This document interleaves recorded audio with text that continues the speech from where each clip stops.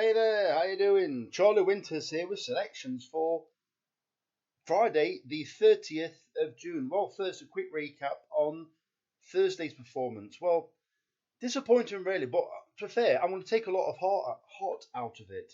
We had a non-runner. It seems quite typical at the moment. The next horse lost by a nose. I thought it was going to be one of yeah. It's all for me. It's easy for me to say. I thought it was going to be one of them races where it looks like it's going to get swamped, either finish a long way behind or actually somehow hold on. Well, it didn't. It didn't do either of those. In the end, it was beaten by the smallest of margins. I believe we got 9-1, beaten by a nose. It did drift, but maybe It did drift to the horse that beat it to try and race with it to like not outmuscle it, but outfight it. It wasn't the case. It came second. The third runner, or the second runner, not including the non-runner, was the 25 or 28-1 Alice Haynes horse. If you didn't watch the race, you need to watch it again. It came sixth, paying first five. It was blocked with 1.5 furlongs to go. It had no run whatsoever. It was absolutely swerving and everything, and at one point couldn't move a muscle.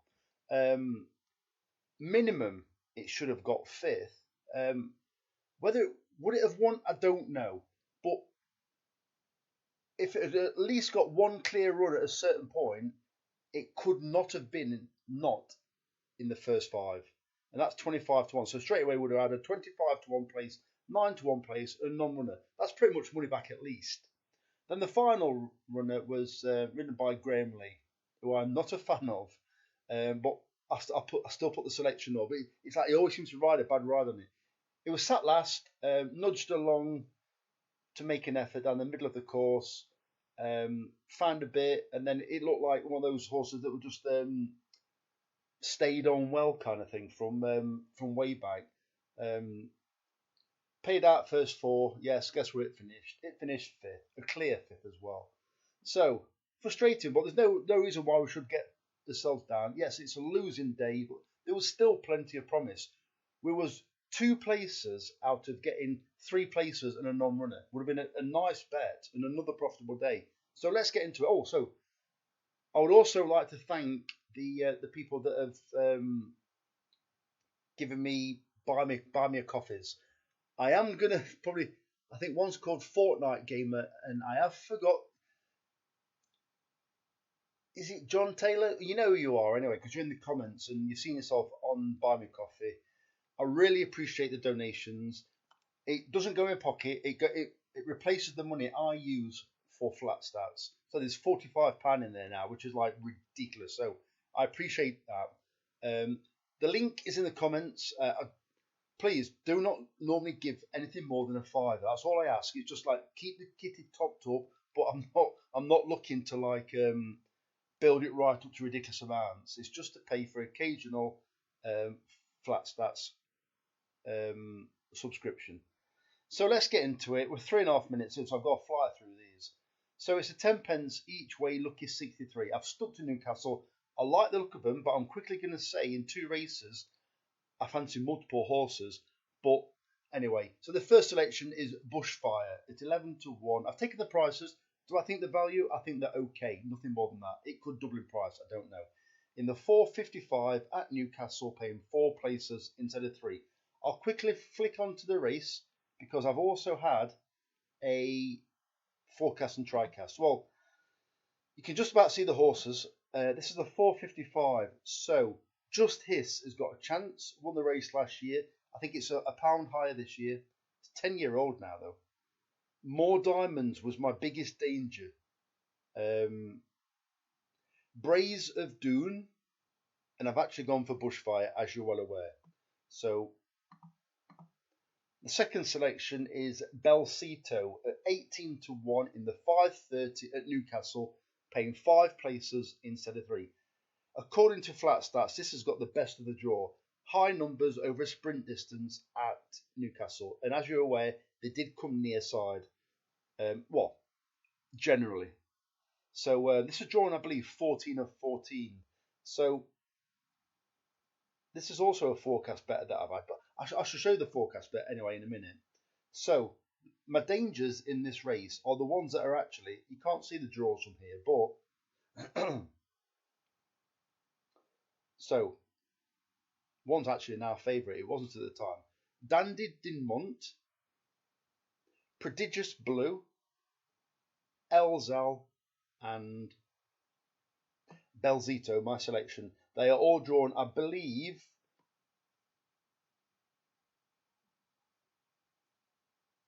11, 12, 13, 14. I fancied them anyway. The only one I didn't really fancy was Elzal, but I can't keep it out. So we've got the best of the high draw. The Belcito form, current form, can be taken with a bit of a pinch of salt, because when it's ran bad, it's actually had a bad draw. The run at Thirsk, one of the runs at Thirsk, the finishing positions was drawn stall high numbers. It was something like 8, 9, 13, 11, 10. And we were drawn 2 or 3 in that race. It had no chance because of the draw. And it looks like it ran a bad race. It didn't. It just had no chance due to the ground it was running on. The third selection is Mackinac at 13 to 2 in the 6 o'clock at Newcastle. It paying 5 places instead of 3. Julie Camacho stable of flying, but that's just a bonus. I didn't go for it because of her. This horse was extremely unlucky and never in the race really. At Ripon, it ran behind a horse called Silky Wilkie, which I tipped up, and Silky Wilkie went off like clappers. Mackinac got a bit lost, to be fair, and it was staying on towards the finish. Well, since then it's ran a cracker. This is off the top of my head, and I can't remember the actual race, but I think it was at York, and it's run a cracker. Well, Mackinac has run okay on the all-weather. It's got a high draw, so that is probably my most fancied horse to get a place. First 5. Don't get me wrong, it's not a great price for a place, but yeah, 13 to 2, can't knock it. Fourth selection is Belt Buckle at 20 to 1 in the 6:35 at Newcastle. John and Thady Gosden sent 2 in this race. It's quite interesting. It hasn't ran for 419 days. Guess what? It's also quite interesting the fact that Graham Lee is on board. It's quite ironic the fact that I fancy a horse and Graham Lee's on it. So this horse showed a bit of promise. I believe it won on its debut, and then it ran in an Oaks trial. It was basically green. It ran free, weakened a little bit towards the finish, and it's been off for 419 days. Why? I don't know. Has it been extremely immature and they've given it time? You tend to hear that, and if I find it interesting, how many times have you seen John Gosden have a short price favourite go on to win with the favourite, but end up having the first and second? And I haven't gone for it for that reason, but it's probably about 1% of the reason why I've gone for it. I just think it's another tick in the box. So it could be a donkey, but I wouldn't have thought it would have kept it in training if it had gone completely backwards. And also, I always believe that if a horse is no good, you'd expect probably the trainer to run it local to where he trains, because no point taking it 200, 300, 400, 500 mile to when you know it's probably no good. You try it locally, and then you'd probably find out for yourself. 2, 4. So the 5th horse is Stargic at 10 to 1 in the 8:20 at Newcastle, paying 5 places instead of 3. I can remember seeing this horse when it absolutely hiked up. I believe it was at Chelmsford off of a rating of, I think it was 59 or 57. It's now below that. I think it's on 51.